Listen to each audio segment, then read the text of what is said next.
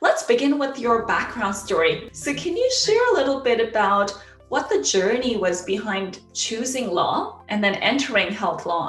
Well, I can tell you I was born and raised in Brampton, Ontario, and that's quite relevant to my book series, but we'll talk about that later. I didn't have any lawyers in my family when I grew up. The only lawyer I really knew anything about was Perry Mason, which tells you how old I am, although there was color TV when I was growing up and Perry Mason was black and white.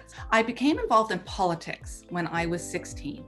My uncle became the member of parliament for Brampton, and I was very involved supporting him. And so by becoming involved in politics, I came to know more about the law. I studied history and political science at U of T and realized that I need to do something afterwards with that degree. So I was trying to decide between pursuing a master's in strategic studies or going to law school. And I got an early offer to go to law school at Queen's. And so that really made up my mind. I think that that's kind of an important thing to consider when you talk about lessons in leadership, which is that sometimes decisions are made for you, right? You don't make every decision yourself. The same thing sort of happened with how I got into health law.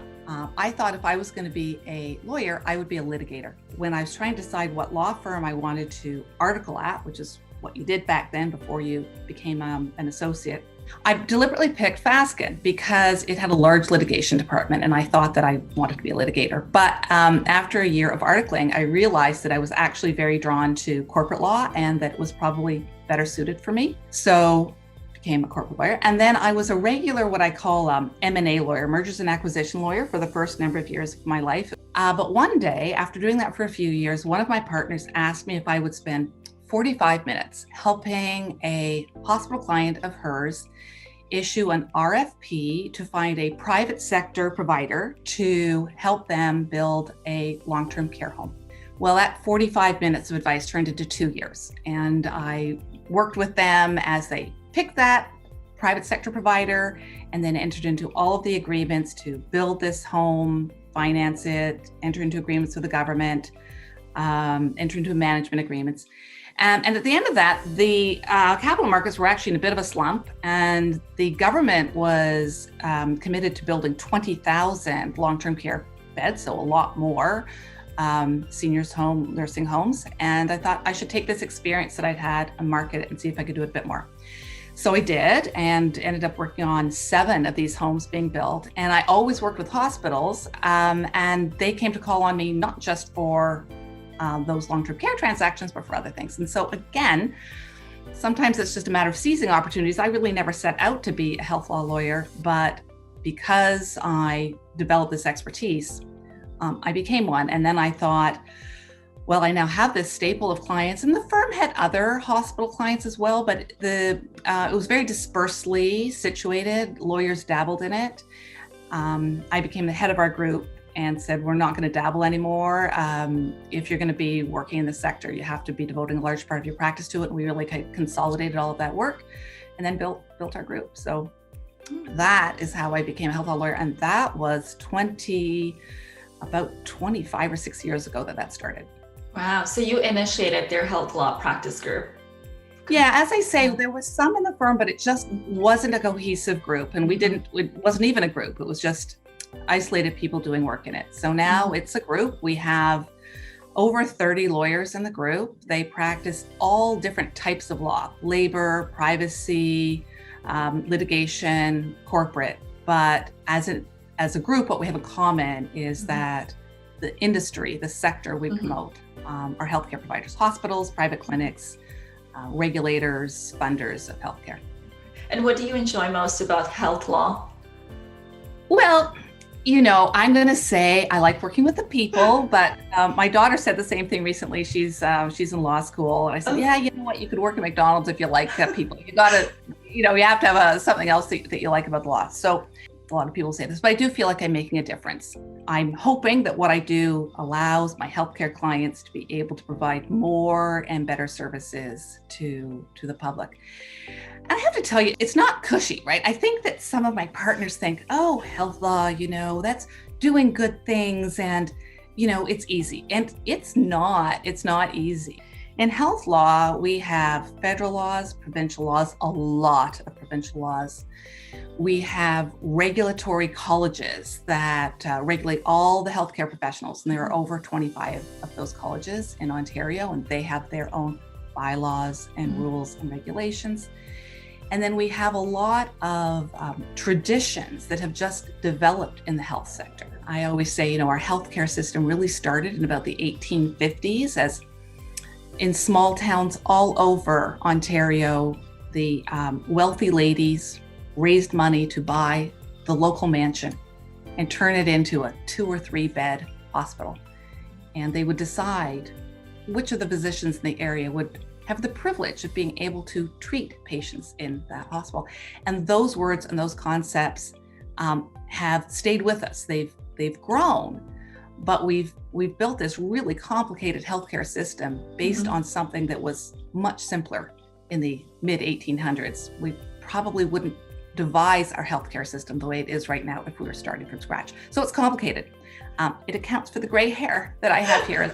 Try and help clients sometimes make their way through all those different legal regimes. So you have quite a bit of experience in all the different sectors, in the government, the hospitals, private. What would your ideal healthcare system look like? Oh gosh. Well, yes. If you were starting with a plain piece of paper, I think that we would have fewer laws. We would start clearly these days with a system that was focused on the patient. Government talks about that, hospitals, we all talk about that. It's what we all want. We have fiduciary duties. I won't get into all the legal technicalities here, but if you have a corporation, you have a fiduciary duty. That duty is to the community at large. You have other accountabilities to government. It's not as easy as just saying, well, forget all that stuff that you have legally and just look at the patient. It would be nice if it was that easy. It's not that easy. Keeps us busy trying to come up with these things these days. And it's particularly interesting now with the OHTs coming up.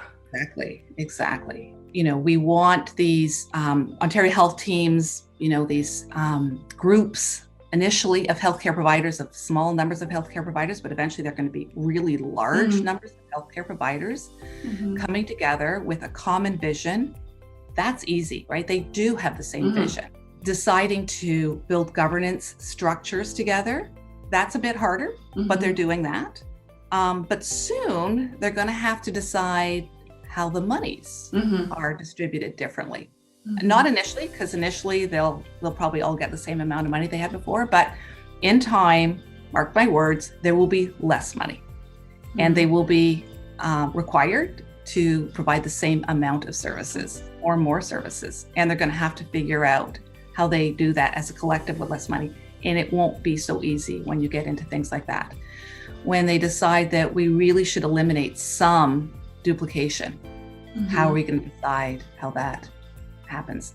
And trust me, absolutely everyone, even though they will have different views about how to get there, they will all say that their way is the way to act in the best interest of the patient. And they will all mean it. Very sincerely, they'll mean it. But they won't be able to continue doing things exactly as they're doing right now, which means that someone will have to compromise, face some change in their circumstances that they will consider adverse. So we're still at the very early stages on those Ontario health teams. And right now, most people are saying, kumbaya, we all get along well. It won't last. Also, remember, we don't yet have the family physicians really as part of this process. They're there. We know they're important. They're being consulted, but nothing has changed in terms of how they're remunerated or how they get their patients. A lot of heavy lifting, a lot of heavy lifting yet to be done.